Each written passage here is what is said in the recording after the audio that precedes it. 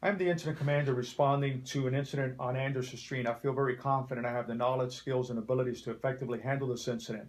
However, at this time I'm faced with some obstacles. I know it's 7:50 in the morning.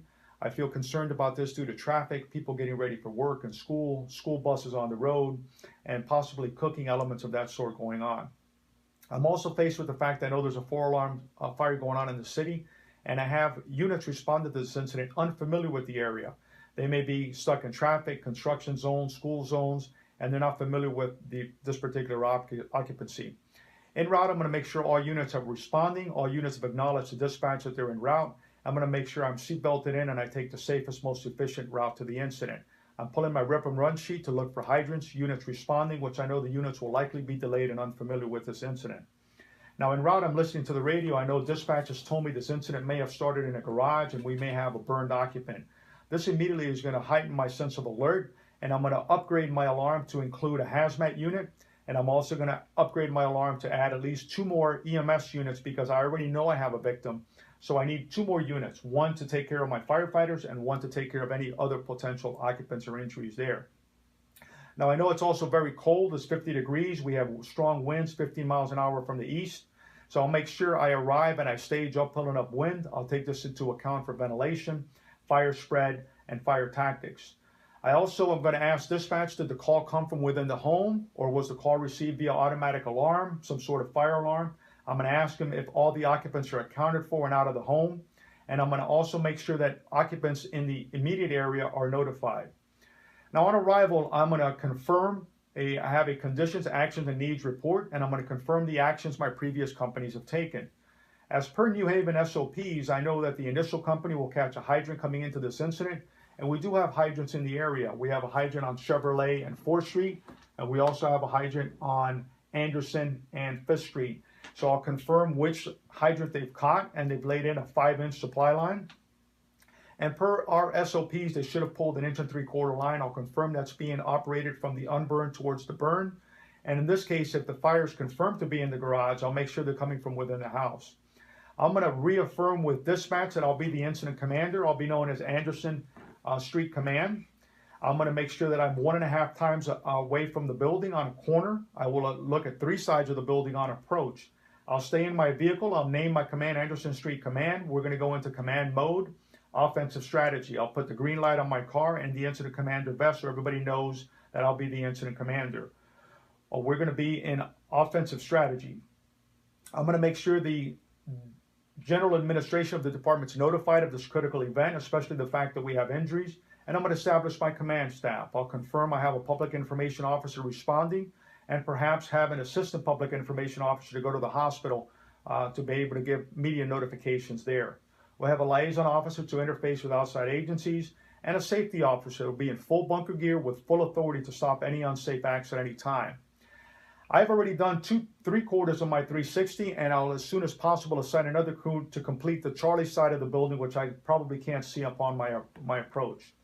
Now, pulling into this incident, I know it's a multi-story residential, and I know there's other families living here, and I'll look into the type of construction. I'll look and see if any bells or whistles, alarms are going off, any kind of evacuations are going off. To that extent, I want to make sure that I contact the house head of the household, find out how many occupants are there. Is anybody sleeping? Anybody that's non-ambulatory and elderly people in the home?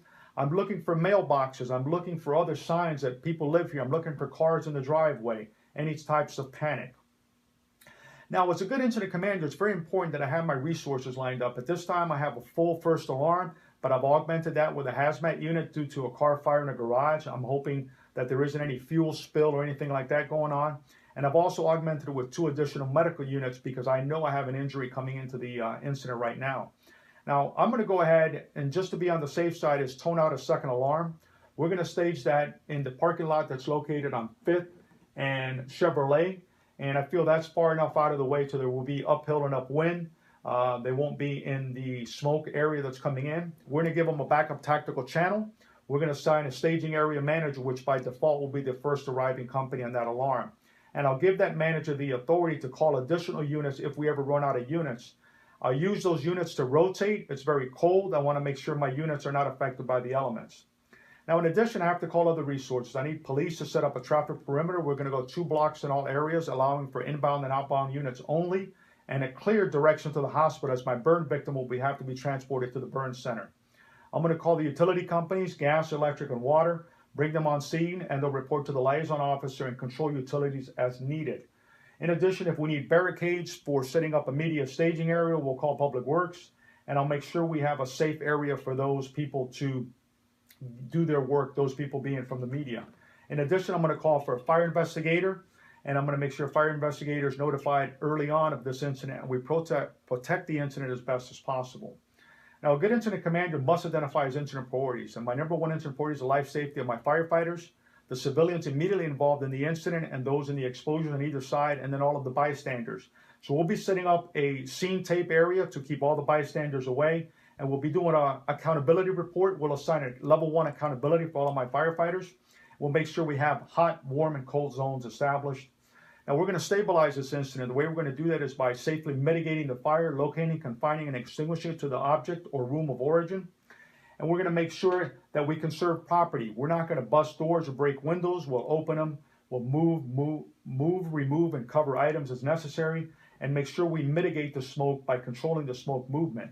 We're also going to make sure we preserve evidence. We definitely manage the economic impact. We want these citizens back home. We don't want anybody to be removed from their home, especially the neighbors. And we want to make sure that we're monitoring any economic and environmental impacts overall as well. Now, in order to do that, I need to identify my strategic goals. Number 1 is to rescue, so I need to identify if there's anybody else in the home, and I need to assign crews to that. This could be things like laddering, opening doors. We also need to monitor exposures. In this case, I'm most concerned about any occupant above the fire and on either side of the fire.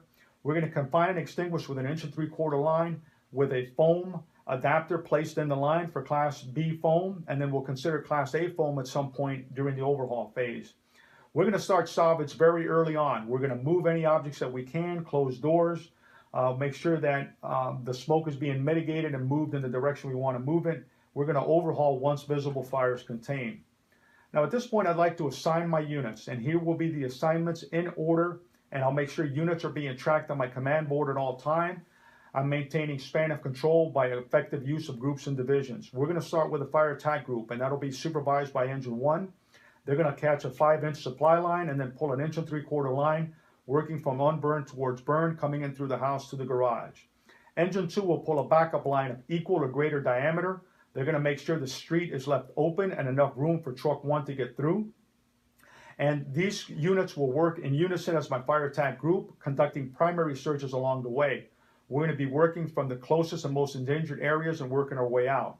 If primary search yields victims, we're going to have a medical group. The medical group is being established by Medic 1, and the 2 additional medic units I've called. They're going to be up pulling up wind, and through liaisoning with police, they're going to have a clear means of egress to be able to transport to the hospital.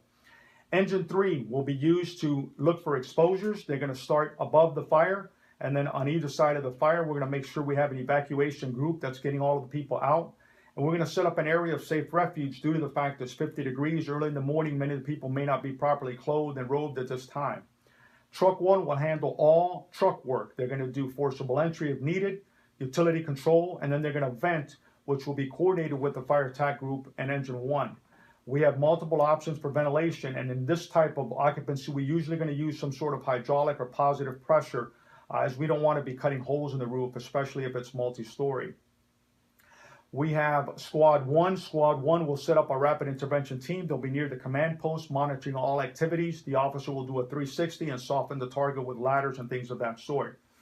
Now, if we get a fire attack done with the primary line, we'll use minimal use of water, and we'll secure the area in order to allow the fire investigator to come do his work. If not, we have a backup line in place. We can augment and put more water on the fire.